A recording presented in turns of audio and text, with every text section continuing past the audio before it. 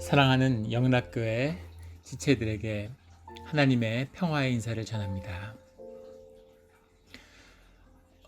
4월 27일 월요일 묵상 본문은 열왕기상 9장 1절로 9절까지의 말씀입니다. 오늘의 본문 말씀이 이렇게 시작합니다. 솔로몬이 여호와의 성전과 왕궁 건축을 하기를 마치며 20여 년에 걸쳐 이루어졌던 대역사가 마무리된 것이죠. 자기가 이루기를 원하던 모든 것을 마친 때, 자기가 이루기를 원하던 모든 것이라는 것은 솔로몬이 원했던 모든 것 전부가 왕궁과 성전의 건축이었다는 이야기가 아니라 성전과 왕궁의 건축의 과정을 자신이 계획했던 자원하는 심령으로 나왔던 자신의 뜻과 의지와 계획으로 모든 것이 다 이루어졌다는 것입니다. 솔로몬의 계획대로 이것이 이루어졌다는 것은 우리에게 말씀하는 것이 있죠. 우리의 자원하는 심령을 주님이 받으셔서 우리의 뜻과 우리의 마음이 주님과 합쳐졌을 때 주님이 우리의 계획과 뜻을 주님의 뜻 가운데서 모두 이루어 주신다는 겁니다. 주님이 성전과 왕궁의 어떤 부분을 이렇게 지어라, 저런 부분을 저렇게 지어라 이렇게 말씀하시지 않으셨죠. 주님은 말씀하지 않으시지만 그 솔로몬의 자원하는 심령을 받으셨기 때문에 솔로몬이 꿈꾸는 대로, 솔로몬이 계획하는 대로 그 모든 것을 주님이 다 이루어 주도록 인도하시고 이루어 주셨다는 겁니다.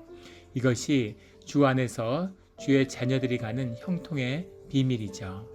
주님의 뜻과 합하는 자들, 주님의 꿈과 만나서 자신의 꿈을 꺾고 주님의 꿈을 받아들이는 자들, 주님의 뜻을 유업으로 삼아 그 소명에 따라 살아가는 자들은 그 삶 가운데 이루는 모든 계획과 의지와 꿈들을 이루어 나가게 되고 이루어지는 것입니다. 이 솔로몬의 성취와 업적이, 유업이 오늘 우리의 것이 되기를 예수 그리스도의 이름으로 축원합니다. 여호와께서 전에 기브온에서 나타나신 같이 다시 솔로몬에게 나타나사, 기브온에게 나타났을 때는 1000번제를 드렸던 열왕기상 3장 5절에 나오는 말씀이죠. 꿈에 주님이 나타나셨는데 다시 그처럼 주님이 솔로몬에게 나타나신 거죠.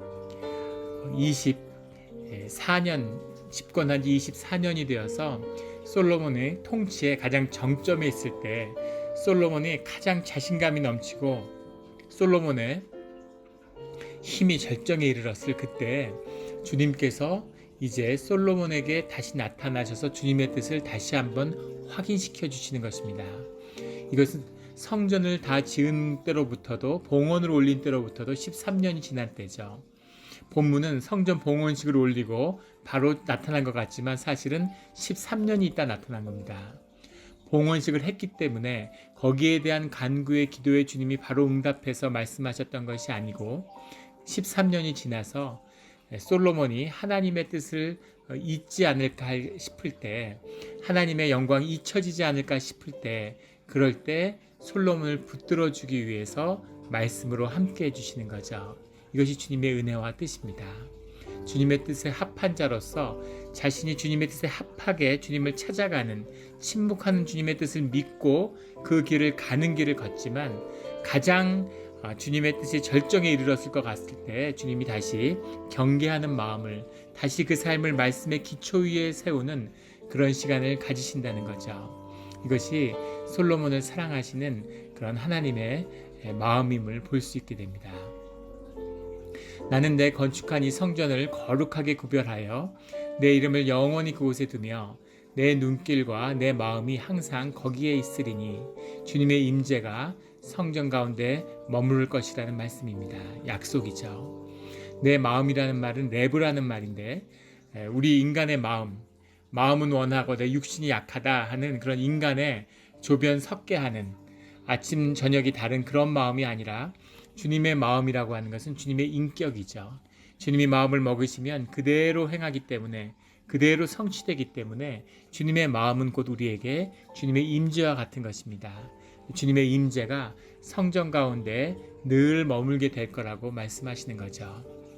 내가 만일 내 아버지 다윗이 행함같이 마음을 온전히 하고 바르게 하여 내 앞에서 행하며, 다윗이 행함같이 하면 지키면, 경배하면 이런 조건문의 말씀이 4절 6절에 나오는데 다윗이 죄가 없었던 것이 아닙니다. 삶이 온전했던 것이 아니죠. 많은 죄가 있었지만 죄를 짓고 주님께 돌이키면, 죄 가운데 주님께 회개하면 다시 주님께 돌아오려고 그 전심으로 주님께 경배와 예배를 드리면, 이런 말씀이죠. 주님의 사랑은 변치 않기 때문에 그 사랑하는 주님께 돌아오기만 한다면, 늘 주님을 제일 먼저 생각하고 주님에게 벗어났을 때 주님께 돌아올 수 있었던 그 사랑을 기억했던 다윗처럼 행하면 이라는 뜻으로 우리가 받아들일 수 있을 겁니다. 세상은 늘 주의 자녀들을 정죄하고 비난하려고 하죠. 항상 죄의식을 자극하려고 합니다. 그것은 모두 마귀의 역사죠. 주님을 사랑하는 마음, 그 마음을 주님이 받으시는 겁니다. 그 삶의 부족함과 죄를 문제 삼으시는 게 아니라 하나님을 사랑하고 하나님께 돌아오고 함께하고자 하는 그 마음을 주님이 받으시는 거죠. 그것이 다윗에게서 우리가 배워야 할 부분입니다. 그 다윗이 행한 대로만 하면 이스라엘의 왕위를 영원히 견고하게 하려니와 다윗에게 했던 그 약속이 영원히 너를 떠나지 않을 것이다, 이렇게 말씀하는 거죠. 우리가 법도와 율례를 지키지 않아도, 우리가 경배하지 않아도 주님은 우리를 사랑하시죠. 하지만 법도와 율례를 지키고 주님을 경배하면, 그러면 주님의 은혜와 임재가 떠나지 않을 거라고 말씀하시는 겁니다. 자식이 공부를 열심히 하지 않아도 부모가 자식을 사랑하죠. 하지만 공부를 열심히 하면, 그러면 공부의 성취를 반드시 거두게 될 것이다, 이런 말씀이죠. 주님이 그 은혜를 약속하고 그 은혜를 더해 주시겠다고 말씀하고 있는 겁니다. 그런데 여기서 하나는, 만약에 계명과 법도를 지키지 아니하고 가서 다른 신을 섬기면 이라는 말입니다. 다른 신을 섬긴다는 얘기는 다른 이야기죠. 그러면 주님이 성전이라도, 7절에 보면 거룩하게 구별된 이 성전이라도 내 앞에서 던져버리리니 성전도 던지시겠다고 이야기하세요. 다른 죄를 모두 죄의 사함을 받고 주님께 속죄함을 받을 수 있는 것이 주님과 우리의 관계를 유지할 수 있는 성전이죠. 그런데 우리가 다른 신을 섬긴다는 것, 성전을 거부한다는 것은 성령을 거부한다는 것이고 죄사함을 거부한다는 것입니다. 그래서 성령을 거스리는 죄는 용서받을 수 없는 것이죠. 다른 어떤 죄가 있어도 성전으로 돌아와야 되는데 성전을 던져버리면 주님이 그 성전을 던져버리시겠다고 말씀하시는 겁니다. 그래서 우리에게서 늘 예배가 회복되고 성전이 지켜져야 하는 것이죠. 8절에 이 성전이 높을지라도 지나가는 자마다 놀라며 비웃어 이르되, 이런 말씀이 나옵니다. 7절에는 주님께서 성전을 던져버리면 이스라엘은 모든 민족 가운데서 이야기거리가 될 것이며 라고 말씀하시죠. 주님의 은혜와 주님의 축복이 함께 했지만 성전을 잃어버리면 그때는 세상의 비웃음거리, 속담거리와 이야기거리가 된다는 겁니다. 지나가던 자들마다 이 거대한 솔로몬의 성전을 보면서 비웃는다는 거죠. 8절에 비웃어 이르되 여호와께서 무슨 까닭으로 이 땅과 이 성전에 이같이 행하셨는고, 도대체 이 이스라엘 사람들이 무엇 때문에, 이 백성의 무엇을 보고 하나님이 이 성전을 높이셨는고 하고 비웃게 될 거라는 겁니다. 참 아픈 이야기죠. 오늘날 우리 한국 교회가 이런 모습이 된 것이 아닌가, 세상의 이야기거리가 되고 저작거리의 비웃음거리가 된 것이 아닌가 하는 그런 애통함이 있습니다. 주님의 교회라면, 주님의 성전이라면 높임을 받고 세상의 존경을 받아야죠. 그 공동체에 함께할 수 없을지라도 그것을 높이며 존경받는 것, 이것이 하나님의 성전과 교회의 비밀입니다. 그것을 회복해야 하는 것이죠. 9절에 대답하기를 그들이 그들의 조상들 애굽 땅에서 인도하여 내신 그들의 하나님 여호와를 버리고 다른 신을 따라가서 그를 경배하여 섬김으로 여호와께서 이 모든 재앙을 그들에게 내리심이라 하리라.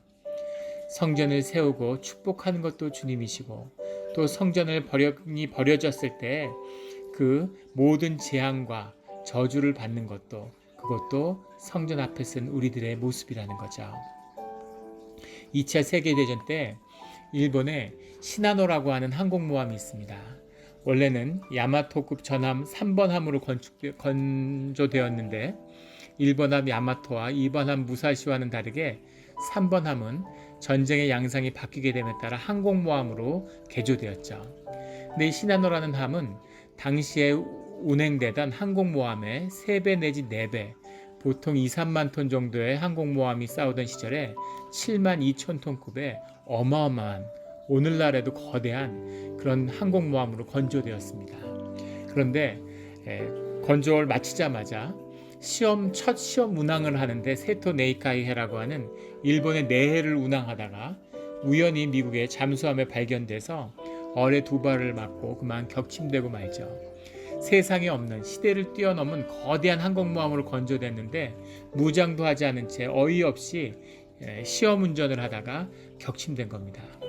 일본의 많은 사람들이 또 전쟁 같은 걸 무기 애호가들, 이런 사람들이 야마토와 무사시에 대한 얘기를 해도 시나노에 대한 얘기는 하지 않아요. 너무나 부끄럽고 수치스러운 거죠.